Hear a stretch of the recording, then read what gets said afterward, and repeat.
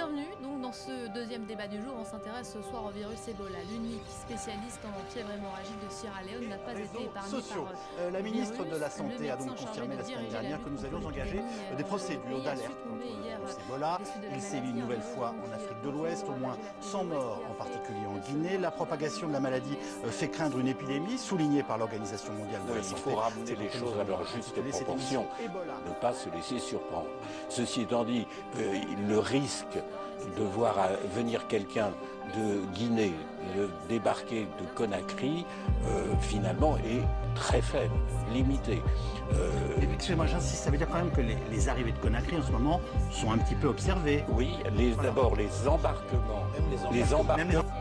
Les embarquements à Conakry sont surveillés. Il y a un service médical là-bas qui regarde si certains sujets qui pourraient embarquer sont malades ou pas.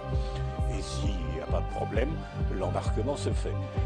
Le fait que, et ça c'est déjà très important, un sujet qui n'est pas malade, n'est pas contagieux, par conséquent, à moins de déclarer par malheur pendant le vol, il n'y a pas de risque. Donc autrement dit, il arrivera sain à Roissy. Et il y a une deuxième Ensuite, il va y avoir l'apparition de symptômes gastro-intestinaux.